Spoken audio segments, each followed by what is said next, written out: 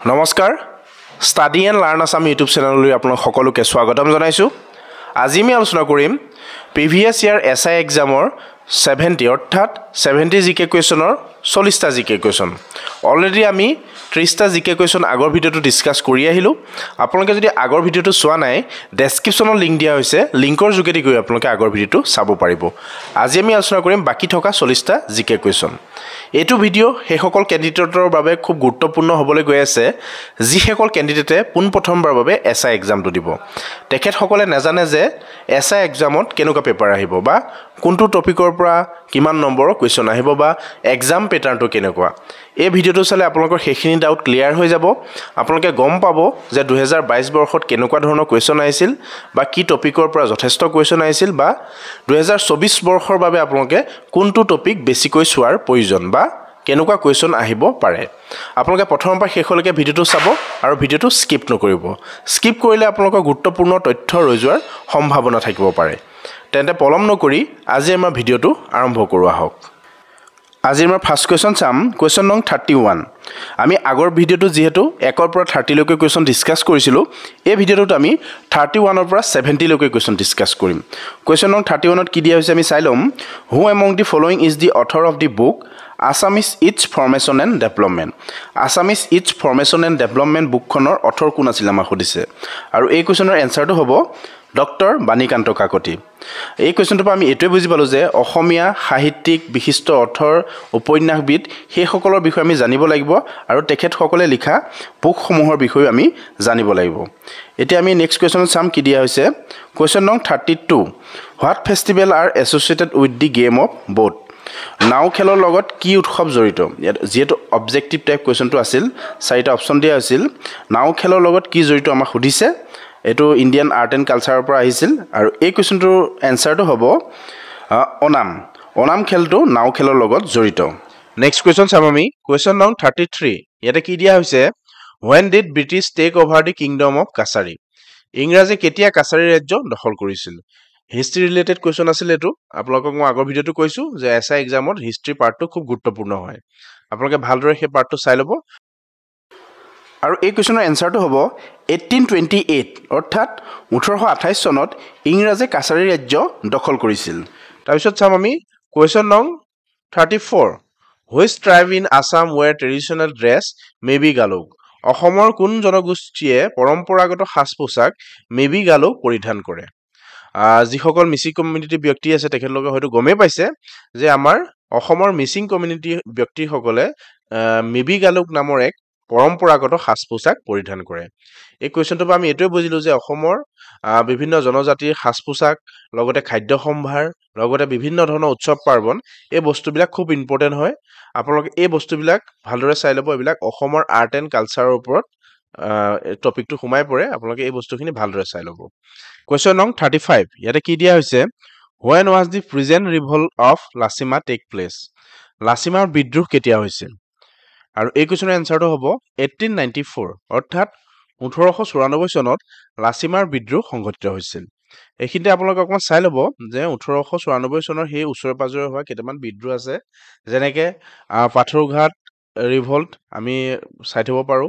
লগতে আপোনাৰ ফুলগুৰি আপৰাইজিং সেইটোও চাই থ'ব পাৰোঁ, লগতে আমাৰ ৰঙীয়া বিদ্ৰোহ, এই বিদ্ৰোহকেইটাৰ বিষয়ে আপোনালোকে অলপ চাই থ'ব। তাৰপিছত চাম আমি কুৱেশ্যন নং 36। হু was the representative from Assam with Mahatma Gandhi during the Dandi যাত্ৰা। দাণ্ডি যাত্ৰাৰ সময়ত মহাত্মা গান্ধীৰ সৈতে অসমৰ পৰা কোনে প্ৰতিনিধিত্ব কৰিছিল। এইটো এটা কমন কুৱেশ্যন হয়। কমন কুৱেশ্যন মানে এনেকুৱা ধৰণৰ কুৱেশ্যন, এই কুৱেশ্যনটো আমাৰ অসম চৰকাৰৰ যিবিলাক প্ৰতিযোগিতামূলক পৰীক্ষা অনুষ্ঠিত হয় তাতে ৰিপিটেডলি দি থকা দেখা যায়। আৰু এই কুৱেশ্যনটোৰ এনচাৰটো হ'ব লীলাধৰ বৰুৱা। এনেকুৱা কমন কুৱেশ্যন কিছুমান আছে, সেইখিনি মই আপোনালোকক পিছত প্ৰভাইড কৰি দিম। তাৰপিছত চাম আমি নেক্সট কুৱেশ্যন, কুৱেশ্যন নং 37। এইটো এটা কমন কুৱেশ্যনেই হয়। Who represented Assam in the round table of 1930।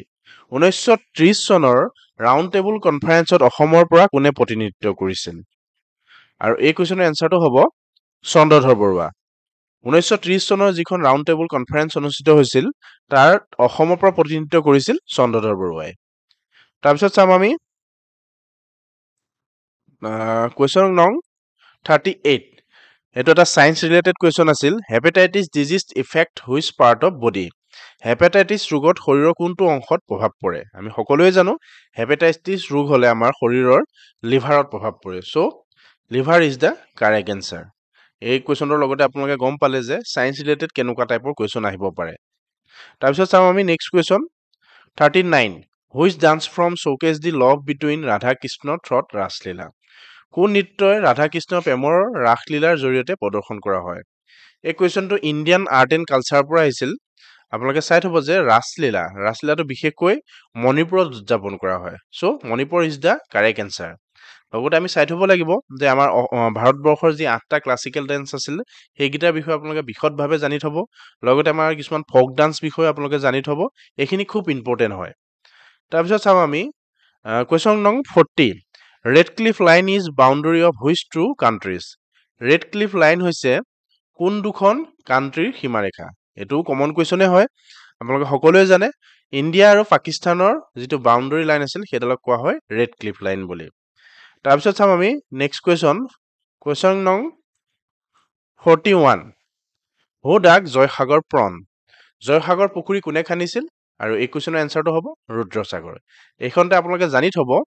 যে আমাৰ যিবিলাক অসমৰ বিশেষ ঠাই আছে বা বিশেষ মঠ আছে মন্দিৰ আছে সেইবিলাক কোনে বনাইছিলে বা ক'ত অৱস্থিত আপোনালোকে সেই বিষয়ে ভালদৰে জানি থব যেনে আমাৰ ৰংঘৰ কাৰেংঘৰ গুৱাহাটী দীঘলী পুখুৰী কামাখ্যা মন্দিৰ লগতে আপোনাৰ বিভিন্ন ধৰণৰ আপোনাৰ যদি চাবলৈ যায় শিৱদৌল জয়দৌল এইবিলাক কোনে বনাইছিল বা ক'ত অৱস্থিত এই বস্তুখিনি আপোনালোকে ভালদৰে চাই থাকিব তাৰ পৰা কুৱেশ্যন অহাৰ সম্ভাৱনা যথেষ্ট বেছি তাৰপিছত চাম আমি হুইচ কোম্পানী মেনুফেকচাৰ্ড কোভেক্সিন ভেকচিন কোন কোম্পানীয়ে কোভেক্সিন প্ৰস্তুত কৰিছিল এইটো এটা কাৰেণ্ট এফেয়াৰ্ছৰ কুৱেশ্যন আছিল আপোনালোকে যদি চাই 2022 বৰ্ষত কৰোনা ভাইৰাছটো এটা ট্ৰেণ্ডিং টপিক হিচাপে চলি আছিল চ' তাৰ পৰা এটা কুৱেশ্যন আহিছিল আপোনালোকে চাই ল'ব 2024 চনত ট্ৰেণ্ডিং টপিক কি আছে তাৰ পৰা কুৱেশ্যন অহাৰ চান্সেছ বহুত বেছি আছে চ' এই কুৱেশ্যনটো আপোনালোকৰ বাবে আগবঢ়ালো কোন কোম্পানীয়ে কোভেক্সিন প্ৰস্তুত কৰিছিল আপোনালোকে কমেণ্ট কৰি জনাব যে কোন কোম্পানীয়ে কোভেক্সিন প্ৰস্তুত কৰিছিল লগতে আপোনালোকে মনত ৰাখিব যে 2024 চনৰ কি ট্ৰেণ্ডিং টপিক আছে সেইটো আপোনালোকে পঢ়িব লাগিব তাৰপিছত চাওঁ আমি কুৱেশ্যন নং 43 lord Cornwallis has introduced which of the following land tenure lord কৰ্ণৱালিছে তলৰ কোনটো ভূমিৰ অধিকাৰ প্ৰৱৰ্তন কৰিছিল লৰ্ড কৰ্ণৱালিছ বুলি ক'লে আমি সকলোৱে জানো লৰ্ড কৰ্ণৱালিছে জমিদাৰী চিষ্টেম প্ৰৱৰ্তন কৰিছিল চ' জমিদাৰী ইজ দ্য কাৰেক্ট এনচাৰ এইটো এটা হিষ্ট্ৰী ৰিলেটেড কুৱেশ্যনেই আছিলে তাৰপিছত চাম আমি বুদ্ধ এটেইনড মহাপৰিনিৰ্বাণা এট বুদ্ধই মহাপৰিনিৰ্বাণ লাভ কৰিছিল কুৱেশ্যনটো আপোনালোকে ভালদৰে চাব এতিয়া মহাপৰিনিৰ্বাণ বুলি কোৱা হৈছে মানে মহাপৰিনিৰ্বাণ মানে হৈছে ক'ত মুক্তি লাভ কৰিছিল বা ক'ত মৃত্যু হৈছিল সেইটোকে কোৱা হৈছে আৰু তেখেতৰ মৃত্যু হৈছিল কুশীনগৰত হয়তো কেতিয়াবা কুৱেশ্যনত মৃত্যু ক'ত হৈছিল বুলিও আহিব পাৰে বা মহাপৰিনিৰ্বাণা বুলিও আহিব পাৰে আপোনালোকৰ এনচাৰটো একেই হ'ব আপোনালোক কনফিউজ নহ'ব এইটো এনচাৰটো হ'ব কুশীনগৰ বুদ্ধই মহাপৰিনিৰ্বাণ লাভ কৰিছিল কুশীনগৰত তাৰপিছত চাম আমি কুৱেশ্যন নং 45 মিলন ইজ দি মাউথপিচ অফ অৰ্গেনাইজেশ্যন মিলন কোনটো সংগঠনৰ মুখ্যপত্ৰ এইটো অসমৰ এটা কুৱেশ্যন আছিল অসম ছাত্ৰ সন্মিলনৰ মুখ্যপত্ৰখনৰ নাম আছিল মিলন আপোনালোকে অসম সাহিত্য সভা অসম ছাত্ৰ সন্মিলন এইবিলাক ভালদৰে চাই ল'ব অসম সাহিত্য সভাৰ পৰা যথেষ্ট কুৱেশ্যন আহিছিলে যোৱা বছৰ মানে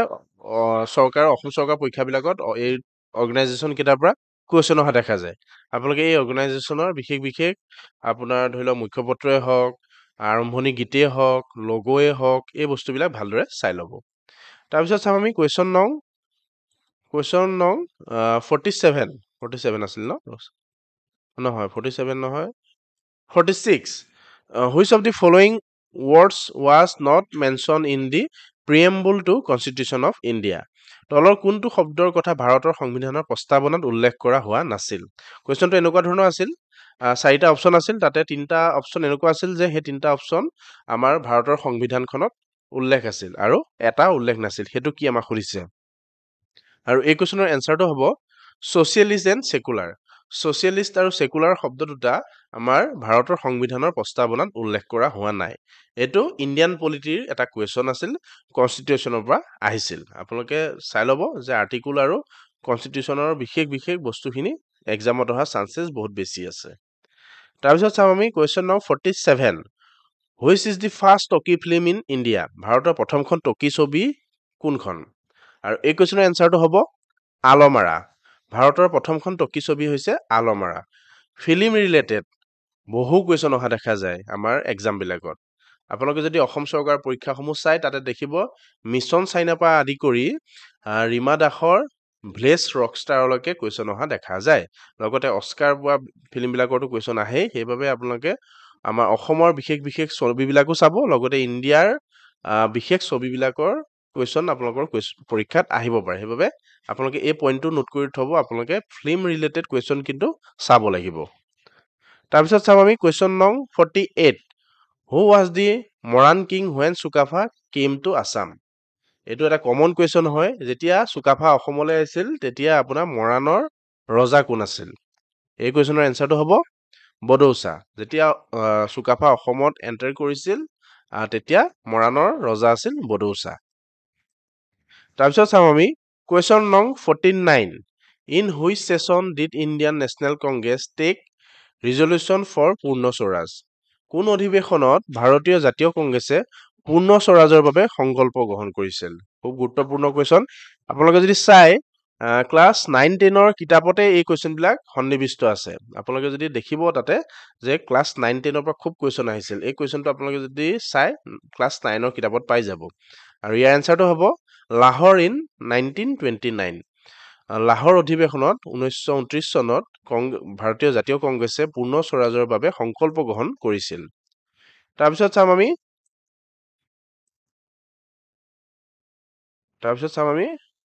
কুৱেশ্যন নং 50 the main cause of COVID-19 disease COVID-19ৰ মূল কাৰণ কি এইটো ইজি আছিল COVID-19 কিহৰ বাবে হয় বা COVID-19ৰ কাৰণ কি আৰু ইয়াৰ এনসাৰটো হ'ব ভাইৰাছ COVID-19 হৈছে ভাইৰাছৰ ফলত হোৱা এটা ৰোগ তাৰপিছত চাম আমি 51 who led the revolt of ethnic tribe of north Cachar in 1881 1881 চনৰ উত্তৰ কাছাৰৰ জনগোষ্ঠীয় জনজাতিসকলৰ বিদ্ৰোহৰ নেতৃত্ব কোনে দিছিল এই কুৱেশ্যনটো মই আপোনালোকৰ বাবে আগবঢ়াইছো 51 নম্বৰ কুৱেশ্যনৰ এনসাৰটো আপোনালোকে কমেন্ট বক্সত দিব বুলি আশা ৰাখিলো কুৱেশ্যনটো হৈছে 1881 চনৰ উত্তৰ কাছাৰৰ জনগোষ্ঠীয় জনজাতিসকলৰ বিদ্ৰোহৰ নেতৃত্ব কোনে দিছিল ইয়াতে স্পেলিং ভুল হৈ আছে আপোনালোকে এই বস্তুখিনি ইগনোৰ কৰিব তাৰপিছত চাম আমি কুৱেশ্যন নং 52 এইটো অলপ ইজি কুৱেশ্যনে আছিল এইটো আপোনালোকৰ বাবে আগবঢ়ালো হু ফ্ৰম দি অসম মহিলা সমিতি কোনে গঠন কৰিছিল এই দুটা কুৱেশ্যনৰ আপোনালোকে এনসাৰটো কমেন্ট বক্সত জনাব বুলি আশা ৰাখিলো তাৰপিছত চাম আমি তিনটা কুৱেশ্যন আপোনালোকৰ বাবে দিছো এইটো ইজিয়ে হয় who is known as the father of ভ্ৰাম্যমান or mobile theatre of Assam ইয়াতে স্পেলিং ভুল হৈ আছে আপোনালোকে এইখিনি ইগনোৰ কৰিব এইটো ফাদাৰ হ'ব who is known as the father of ভ্ৰাম্যমানৰ মোবাইল থিয়েটাৰ অফ আছাম অসমৰ ভ্ৰাম্যমানৰ জগতৰ বা মোবাইল থিয়েটাৰৰ পিতৃ বুলি কাক জনা হয় এইটো ইজি কুৱেশ্যনে আছিলে আমি এইটো কুৱেশ্যন ডিসকাস কৰিছো আগৰ ভিডিঅত এই তিনটা কুৱেশ্যনৰ এনসাৰ আপোনালোকে লগতে আগত কোৱা কুৱেশ্যনটোৰ এনসাৰ আপোনালোকে কমেন্ট বক্সত জনাব কুৱেশ্যন নং 54 নং কুৱেশ্যনৰ পেটাৰ্নটো আপোনালোকে চাই লওক বিশেষকৈ ইয়াতে কি দিয়া হৈছিল তলৰ কোনটো মেৰুদণ্ডী প্ৰাণী নহয় অপচনত এনে ধৰণৰ আছিল সাপ চৰাই শামুক আৰু পশু অৰ্থাৎ পহু এই চাৰিটা অপচনৰ ভিতৰত শুদ্ধ এনসাৰটো কি আমাক সুধিছিল আৰু ইয়াৰ এনসাৰটো হ'ব স্নেল অৰ্থাৎ শামুকটো মেৰুদণ্ডী প্ৰাণী নহয় তাৰপিছত চাম আমি কুৱেশ্যন নং 55 Ranthambore national park is situated in the state of Ranthambore national পাৰ্কখন কোনখন ৰাজ্যত অৱস্থিত আৰু ইয়াৰ শুদ্ধ এনসাৰটো হ'ব ৰাজস্থান এই কুৱেশ্যনটোৰ পৰা আমি এইটোৱে বুজিলো যে আমাৰ অসমৰ 7খন ৰাষ্ট্ৰীয় উদ্যান আমি জনা আৰু পঢ়াৰ উপৰিও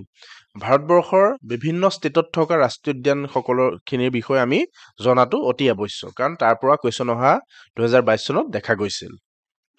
তাৰপিছত চাম আমি কুৱেশ্যন নং 56 which rays are restricted by ozone layer ozone স্তৰৰ দ্বাৰা কোনবোৰ ৰশ্মি বাধাপ্ৰাপ্ত হয় আমি সকলোৱে জানো কমন কুৱেশ্যন হয় এইটো কুৱেশ্যন হয়তো মই আপোনালোকক কোৱাৰ প্ৰয়োজনেই নাই তথাপিও কৈছো আল্ট্ৰাভায়োলেট ৰেডিয়েশ্যন অজন স্তৰৰ দ্বাৰা আল্ট্ৰাভায়োলেট ৰেডিয়েশ্যনৰ ৰশ্মিসমূহ বাধাপ্ৰাপ্ত হয় তাৰপিছত চাম আমি কুৱেশ্যন নং 57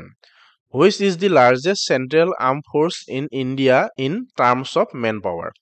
জনশক্তিৰ ক্ষেত্ৰত ভাৰতৰ সৰ্ববৃহৎ কেন্দ্ৰীয় সশস্ত্ৰ বাহিনী কোনটো অপচন এনেকুৱা ধৰণৰ আছিল CRPF CISF BSF তাৰপিছত আপোনাৰ ইণ্ডিয়ান আৰ্মি তেনেকুৱা টাইপৰ আছিলে অপশ্যনকেইটা তাৰপিছত আমাক সুধিছে যে ভাৰতৰ সৰ্ববৃহৎ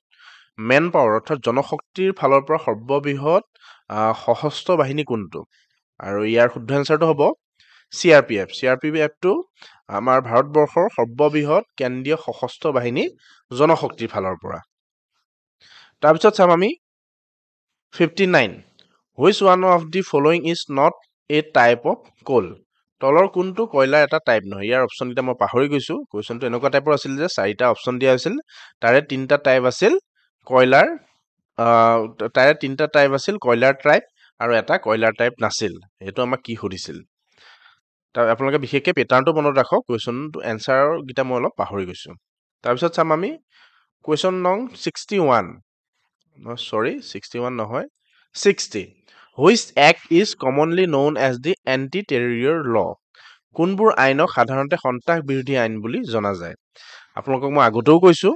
যে আপোনালোকে যেটো সাব ইন্সপেক্টৰ হ'ব গৈ আছে আপোনালোকে সাব ইন্সপেক্টৰৰ পৰীক্ষা দিব গৈ আছে সাব ইন্সপেক্টৰ পোষ্টটো আইন কানুন লগতে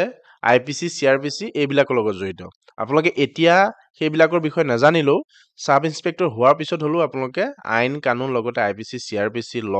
এইবিলাকৰ বিষয়ে জানিব লাগিব সেইবাবে আপোনালোকে এক্সামটো দিবলৈ যোৱাৰ আগত আপোনালোকে কিছুমান ল জানি যাওক কিছুমান আপোনালোকে আৰ্টিকল জানি যাওক লগতে কিছুমান IPC জানি যাওক তেতিয়া আপোনালোকৰ পৰীক্ষাটোত নিশ্চয় যথেষ্টখিনি সহায় হ'ব তাৰ পৰা এই কোৱেশ্যনটো আহিছিল আৰু এই কোৱেশ্যনৰ শুদ্ধ এনচাৰটো হ'ব UAPA তাৰপিছত চাম আমি নেক্সট কোৱেশ্যনত কি দিয়া হৈছিল Which of the following British officer associated with the local self-government আপোনালোকে এই কোৱেশ্যনবিলাক আমাৰ টাইপিঙত অলপ খেলিমেলি হৈ গৈছে ভুল হৈ গৈছে আপোনালোকে এই বস্তুখিনি ইগনোৰ কৰিব তলৰ কোনজন ব্ৰিটিছ বিষয়ক স্থানীয় স্বায়ত্ত শাসনৰ লগত জড়িত এই কোৱেশ্যনবিলাকো আমাৰ ক্লাছ 9 10 ৰ কোৱেশ্যনে হয় আৰু এই কোৱেশ্যনৰ শুদ্ধ এনচাৰটো হ'ব লৰ্ড ৰিপন স্থানীয় স্বায়ত্ত শাসনৰ লগত জড়িত তাৰপিছত চাম আমি কুৱেশ্যন নং 62 Which of the following is not the tributary of Indus River তলৰ কোনখন সিন্ধু নদীৰ উপনদী নহয় চাৰিটা অপশ্যন দিয়া হৈছিল চাৰিটা অপশ্যনৰ তিনিটা অপশ্যনেই আছিল সিন্ধু নদীৰ উপনদী আৰু এটা আছিল সিন্ধু নদীৰ উপনদী নহয় আৰু সেইটো হৈছে টাৱিখন সিন্ধু নদীৰ উপনদী নহয় তাৰপিছত চাম আমি কুৱেশ্যন নং 63 JPG extension refers to what kind of file আমি সকলোৱে জানো যিসকলে কম্পিউটাৰ ব্যৱহাৰ কৰি আছে মোবাইল ব্যৱহাৰ কৰি আছে আপোনালোকে হয়তো জানে যে JPG টো কেনে ধৰণৰ ফাইলক বুজায় আপোনালোকে চাব যে আমাৰ ফটোখনৰ পিছফালে JPG বুলি লিখি থোৱা থাকে এটো কম্পিউটাৰ ৰিলেটেড এটা কোৱেশ্যন কম্পিউটাৰৰ কোৱেশ্যন আৰু ইয়াৰ এনচাৰটো হ'ব ইমেজ ফাইল লগতে আপোনালোকে চাই থব পাৰে PPT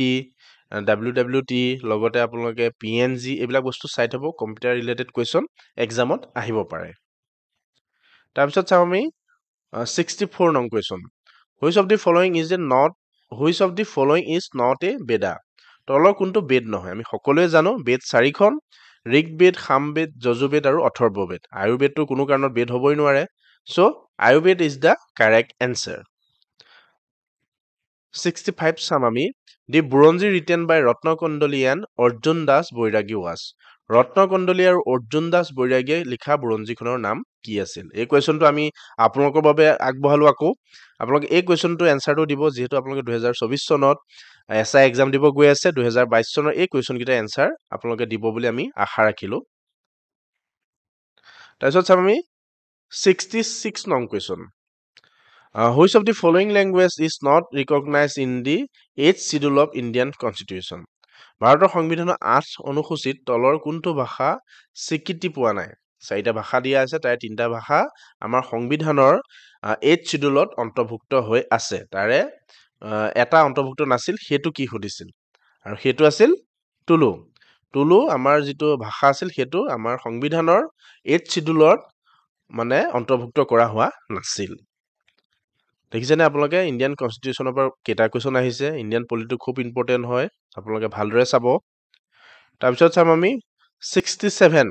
Bijoynagar empire ruins and found in Vijayanagara সাম্ৰাজ্যৰ ধ্বংসাক্ষেপ ক'ত পোৱা যায় আৰু এই কোৱেশ্যনৰ এনচাৰটো হ'ব হিষ্ট্ৰী কোৱেশ্যন আছিল এটো হাম্পি তাৰপিছত চাম আমি next question 68 Which one of the following is a folk dance of India তলৰ কোনটো ভাৰতৰ লোকনৃত্য এতিয়া আমি এতিয়ালৈকে আমি তিনটামান কোৱেশ্যন ইণ্ডিয়ান আৰ্ট এণ্ড কালচাৰৰ পৰা চালোঁ এইটো এটা ইণ্ডিয়ান আৰ্ট এণ্ড কালচাৰৰ কুৱেশ্যন হয় তলৰ কোনটো ভাৰতৰ লোকনৃত্য চাৰিটা অপশ্যন আছিল তাৰ ভিতৰত শুদ্ধ এনচাৰটো আছিল গৰবা তাৰপিছত চাওঁ আমি 69 নম্বৰ কুৱেশ্যন ইজি কুৱেশ্যন আছিল who is the founder of Maurya dynasty history question আছিল আমি সকলোৱে জানো মৌৰ্য বংশৰ প্ৰতিষ্ঠাপক আছিল চন্দ্ৰগুপ্ত মৌৰ্য তাৰপিছত আমি চাম আমি কুৱেশ্যন নং 70